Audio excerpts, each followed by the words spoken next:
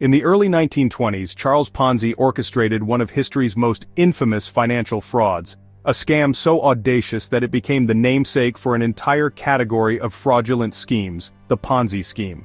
Ponzi's story is a fascinating tale of charisma, deception, and human greed, with enduring lessons for anyone navigating the world of personal finance. Charles Ponzi was an ambitious Italian immigrant who arrived in the United States in 1903 with big dreams but very little in his pocket, reportedly just $2.50. Like many immigrants of the time, Ponzi envisioned America as the land of opportunity, where hard work and determination could transform his fortunes. However, his early years in the United States were marked by struggle and failure. Ponzi worked a string of low-paying jobs to make ends meet, including stints as a dishwasher, waiter, and clerk. Each time, he hoped his hard work would open doors, but his ambitions consistently outpaced his achievements. Eager for success, Ponzi tried his hand at various ventures. He briefly moved to Canada, where he worked for a bank in Montreal, and was exposed to financial schemes involving speculative investments. While there, Ponzi became embroiled in questionable activities, including forging checks, which led to a brief stint in prison. This experience didn't deter him. In fact, it seemed to fuel his resolve to make something of himself, no matter the cost. By the 1910s, Ponzi had relocated to Boston, a hub of commerce and opportunity, where he began looking for ways to strike it rich. He took on odd jobs and even engaged in smuggling operations to scrape by, but nothing seemed to lead to lasting success. His repeated failures didn't dampen his ambition, and Ponzi continued to dream of a breakthrough. That breakthrough seemed to come in 1919, when Ponzi stumbled upon what he believed to be a foolproof idea for making a fortune. He discovered an obscure financial instrument called a postal reply coupon, which was essentially a voucher used to prepay for international postage. These coupons were designed to help people in different countries exchange correspondence efficiently, allowing a sender to include prepaid postage for a reply from a recipient abroad. Ponzi realized that the value of these coupons varied depending on the country where they were purchased. In theory, he could buy the coupons cheaply in countries with weaker currencies such as Italy, and redeem them for a higher value in the United States, where the dollar was stronger. This price difference, amplified by the exchange rates of the time, could generate significant profits, a strategy known as arbitrage.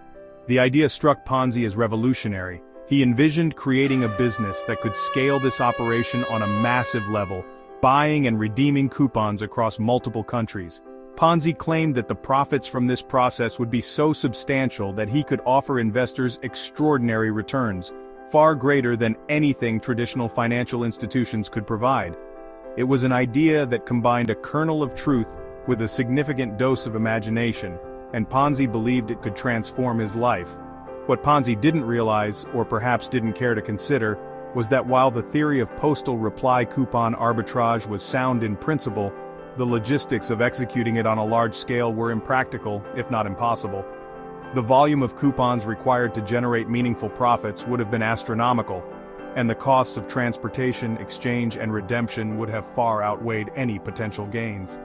Nevertheless, Ponzi's talent for storytelling and persuasion convinced not only himself, but also countless others that this scheme could work. In December 1919, Ponzi founded the Securities Exchange Company, or SEC, to solicit investments for his supposed arbitrage operation. He promised investors astronomical returns, a 50% profit in just 45 days, or a 100% profit in 90 days. At a time when traditional bank savings accounts offered annual returns of around 5%, these figures seemed too good to pass up. Initially, Ponzi delivered. Early investors received their promised returns right on schedule, creating a buzz around his operation. News of his success spread like wildfire, and more investors flocked to his company. What they didn't know, however, was that Ponzi wasn't actually using their money to buy and redeem postal reply coupons. Instead, he was simply using funds from new investors to pay returns to earlier ones, creating the illusion of profitability. The scheme gained momentum quickly. By early 1920, Ponzi's operation was attracting millions of dollars in investments, people from all walks of life. Wealthy elites, middle-class professionals, and even working-class laborers lined up to hand over their savings. Many mortgaged their homes or emptied their retirement funds, convinced they were making a once-in-a-lifetime investment. Charles Ponzi's growing wealth and self-assured demeanor fueled an investment mania unlike anything seen before. By mid-1920 he had transformed himself into the epitome of the American dream, a penniless immigrant turned millionaire seemingly overnight. Ponzi spared no expense in showcasing his newfound fortune. He purchased a sprawling mansion in Lexington, Massachusetts, which he filled with the finest furnishings money could buy. His home was adorned with imported Italian marble, luxurious drapes, and ornate chandeliers, each piece selected to reflect his rags to riches narrative. Outside, his driveway displayed an impressive collection of luxury cars, including the latest models from Rolls-Royce and Cadillac, further cementing his status as a man of means. Ponzi wasn't just living lavishly, he was performing wealth. Every move was calculated to reinforce his image as a financial genius and a generous benefactor. He donated large sums to local charities and supported struggling immigrants, earning admiration from Boston's Italian-American community. For many, Ponzi wasn't just a businessman, he was a hero who had cracked the code of financial success and was willing to share the spoils.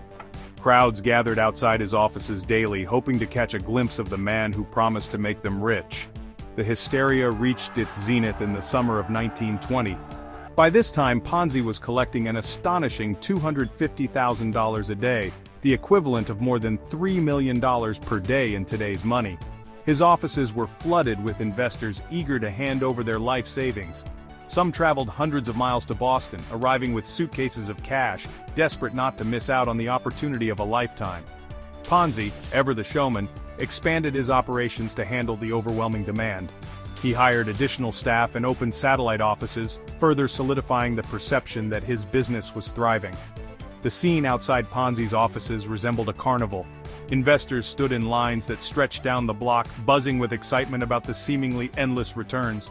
Ponzi would often appear in person, flashing his signature smile and shaking hands, a move that only heightened the public's confidence in him. Even skeptics found themselves swept up in the frenzy. If so many people believed in Ponzi, how could they all be wrong? Behind the glamorous facade, however, Ponzi's operation was crumbling. The entire scheme relied on a simple but unsustainable premise, using money from new investors to pay the promised returns to earlier ones. While Ponzi had claimed that his profits came from postal reply coupon arbitrage, the truth was far less sophisticated. Investigators would later discover that Ponzi had purchased only a negligible number of coupons, nowhere near the quantities needed to sustain his payout promises. In reality, the logistical challenges of buying, shipping, and redeeming such massive volumes of coupons made his scheme impossible to execute on the scale he claimed. As Ponzi's investor base ballooned, so did the pressure to maintain the illusion of profitability. By July 1920, cracks in the scheme began to appear. Skeptical voices grew louder, and a few individuals started asking difficult questions about how Ponzi was generating his extraordinary returns. The Boston Post, a local newspaper, launched an investigation into Ponzi's operation. In a scathing article, the paper outlined the logistical improbabilities of his claims, pointing out that he would have needed to buy and redeem 160 million postal reply coupons, far more than even existed worldwide. The article sent shockwaves through Boston's financial community. For the first time, people began to question whether Ponzi's promises were too good to be true.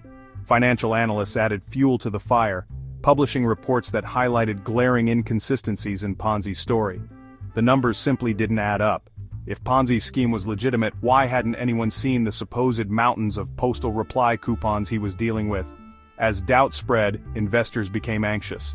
A few began demanding their money back, and Ponzi, desperate to maintain the illusion, paid them promptly. However, the withdrawals placed additional strain on his already precarious finances. Ponzi's entire operation was teetering on the brink of collapse, but he refused to admit defeat.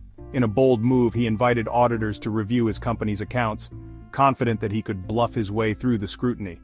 Predictably, the auditors found nothing that could substantiate Ponzi's claims, but he managed to delay the inevitable by issuing public statements reassuring investors that their money was safe.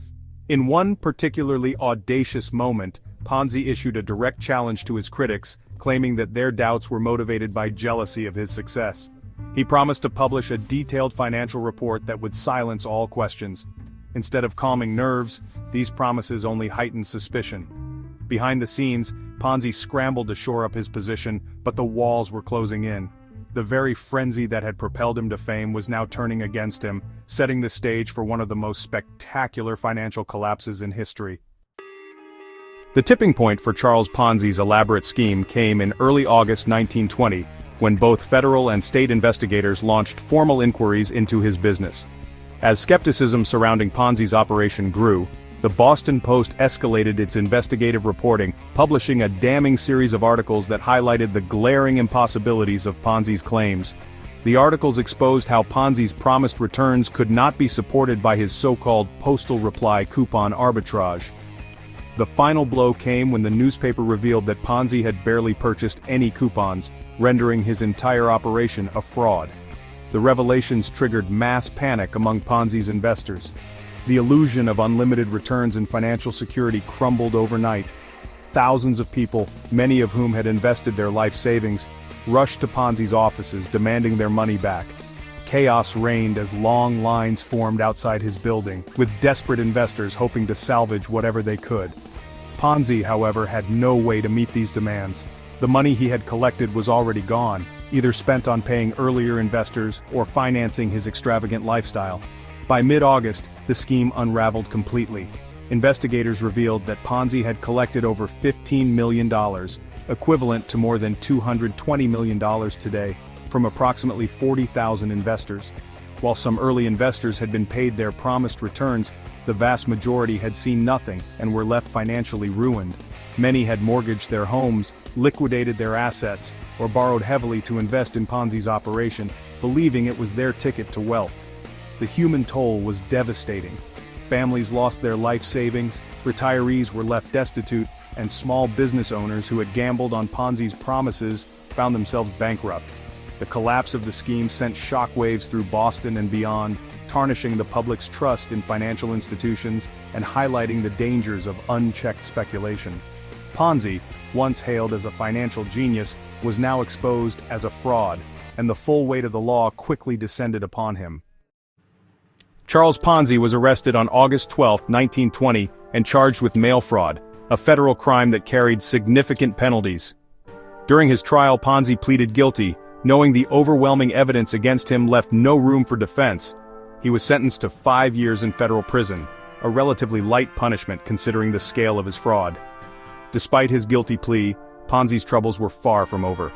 After serving 3.5 years of his federal sentence, he faced additional charges from Massachusetts state authorities for his fraudulent activities. Ponzi was convicted on these charges as well, and sentenced to serve another 7 years in prison.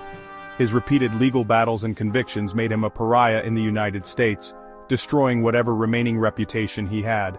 Once Ponzi completed his sentences in 1934, he was deported to Italy, a country he hadn't seen in decades. His return to Europe marked the beginning of a steep decline in his fortunes. Undeterred by his past failures, Ponzi attempted to rebuild his life with new business ventures. One of his schemes involved selling fraudulent shares in an airline company, but like his earlier ventures, it ended in failure. Ponzi eventually moved to Brazil, where he spent the final years of his life in obscurity and poverty. Gone were the days of luxury mansions, expensive cars, and tailored suits. Instead, Ponzi lived in a small apartment and struggled to make ends meet. His health deteriorated, and he suffered a stroke in the late 1940s that left him partially paralyzed. Ponzi died on January 18, 1949 in Rio de Janeiro, penniless and largely forgotten by the world he once captivated. Charles Ponzi's name lives on as the eponym for one of the most infamous types of financial fraud, the Ponzi scheme. His scam set the blueprint for countless similar operations that have plagued investors ever since. A Ponzi scheme is defined as any fraudulent investment operation that uses funds from new investors to pay returns to earlier ones, rather than generating legitimate profits. One of the most notorious modern examples was Bernie Madoff's $65 billion fraud, which unraveled during the 2008 financial crisis. Madoff's scheme followed Ponzi's principles almost to the letter, using fabricated returns and the promise of consistent gains to attract investors. Like Ponzi, Madoff's operation relied on an endless influx of new funds. And when that flow stopped, the scheme collapsed. The enduring relevance of Ponzi schemes is a testament to human greed, trust, and the allure of too-good-to-be-true investment opportunities. Despite advancements in financial regulation and investor education, scams modeled after Ponzi's continue to surface around the world. They exploit the same vulnerabilities that Ponzi identified a century ago: The human desire for easy money and the willingness to believe in charismatic figures promising extraordinary returns. Ponzi's story remains a timeless cautionary tale, especially for those navigating personal finance and investment opportunities. Here are key takeaways. 1. Extraordinary returns are red flags. If someone promises returns far above market averages, it's likely a scam. Genuine investments involve risk and rarely guarantee profits. 2. Understand the business model. Before investing, ensure you understand exactly how returns will be generated. Avoid investments that are overly complex or opaque. 3. Do your due diligence. Research the person or company offering the investment. Check their track record, credentials, and regulatory filings. 4. Diversify your portfolio. Never put all your savings into a single investment, no matter how promising it seems. Diversification reduces risk. 5. Beware of the bandwagon effect. Just because others are investing doesn't mean it's safe. Hype can often obscure the truth. Charles Ponzi's story is a reminder that even the most audacious frauds can collapse under scrutiny. His legacy serves as both a warning and a lesson, urging investors to approach opportunities with a healthy dose of skepticism. His name may forever be associated with deception, but the insights his scheme provides can help protect future generations from falling victim to similar traps.